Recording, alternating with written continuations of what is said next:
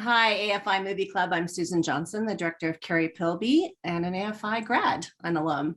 Hi, AFI Movie Club. I'm Gonzalo Amat. I was the cinematographer on CARRIE PILBY, also AFI Alum 2002, I think. Yeah, you got me by 2 years. It's awesome. So, do you live alone? I do. Lucky girl. My roommate Ted is insane.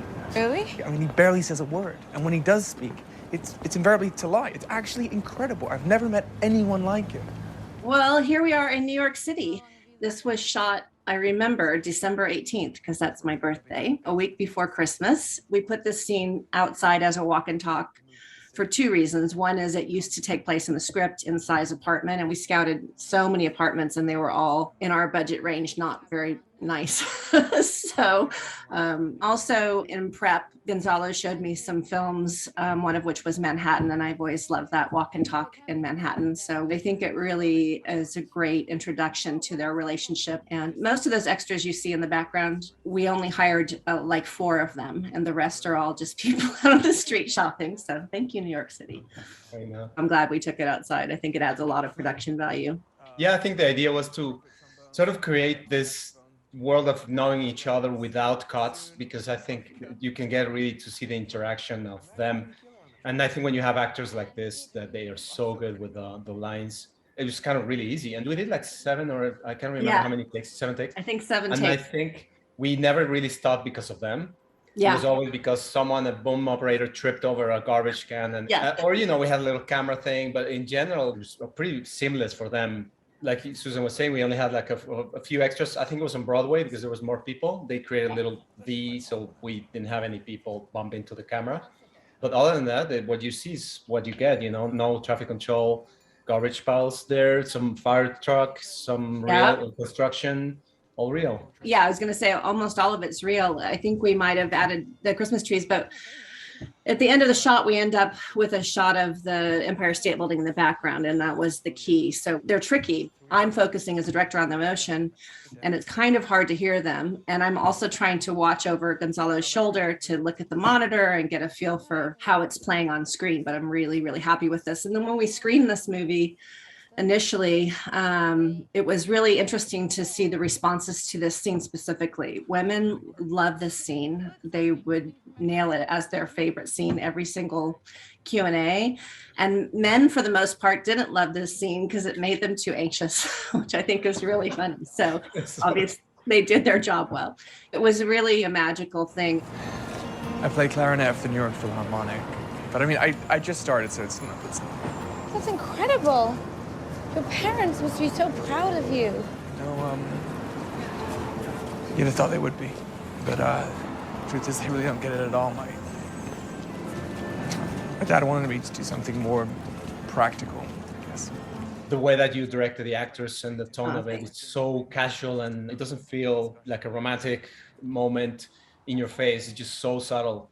I think we also benefited from the fact that it was our first week of shooting. We were just a couple of days in, so they didn't know each other very well yet. What did we rehearse that maybe 4 times just to get the timing? Not just for camera, but for performance as well. They both speak sort of fast, so really it was a matter of slowing them down. We could have been done by that first corner, really. My dad has a whole new family. I just hate the feeling that I disappointed him. Has he disappointed you? Mm-hmm. Doesn't mean you don't love him, does it? No, of course not. So maybe it's the same for him. I mean, I'm sure he loves you, but what's not to love? Michael Penn did our score, and he just really brought the emotion in, and I knew we wanted as little music as possible, as much, sort of ambient sound. I just think he did a great job putting that together. Yeah, it's really great. And it's very subtle too. Very subtle. I'm not like you. I don't have it figured out yet. Well, when you do, I got a feeling you're gonna set the world alight. What makes you say that? That's just what my gut says. That was the first time we used the Steadicam for that. I mean, I know the Steadicam operator, Julian de la Cruz, who did it, and I knew he was going to be capable. At the same time, I was like, the pavement was like this, and he was walking backwards. And it was little rickshaw. So I was like, oh, is this gonna work? And then it worked the first take. I was like, oh, this is gonna be awesome. Talk about the rig shot. I forgot what the rig was. Yeah, so I mean, basically, it would be tough for him to walk like a full block. I don't know how many feet that is, but so I thought instead of that, let's get a little rickshaw, which is basically like a movie version of a wheelchair. So yeah. A lot more expensive, yeah, and a lot more fancy. So he's standing on there, or probably sitting, and then holding the Steadicam. So that would allow him to not be walking back with the dangers of that. And then you don't feel the steps, because as much as good as the Steadicam operator can be, walking backwards for that long of the time, you probably start to feel the steps. At the same time, we had a great like focus puller, Corey, who was really on it. Because same thing, you know, you have two characters, and you have to be kind of choosing where to put the focus at certain moments. Because you're shooting at night with just wide open. So from a technical standpoint, we kind of scouted a few blocks, and then we ended up choosing the one that had the most light, you know, and the most like window stores.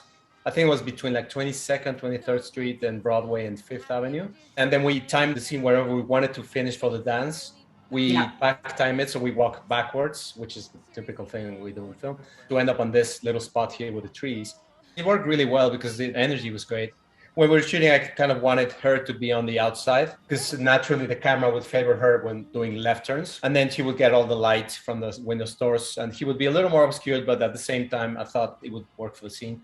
That's a Victoria's Secret behind us. And so they had this sparkly ball in the background, which was a nice free effect for us. Yeah, same with the trees. We just chose them. It wasn't like we didn't decorate those trees. Yeah. And I remember we're concerned with a little bit with the color of the lights, because they were a little more like purple. Yeah. But when we photographed it, we adjusted the color so they wouldn't look weird on camera.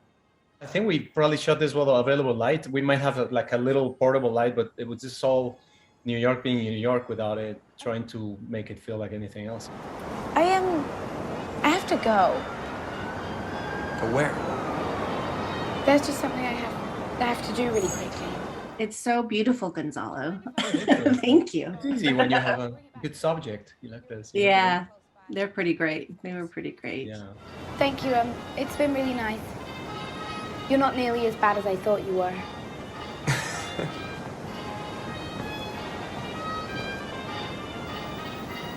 I like it when the technique is there, but you don't see it. It's just seamless. So that's one of my favorite scenes that I've ever shot, for sure. Oh, that's nice. It's one of my favorites as well. I really love it.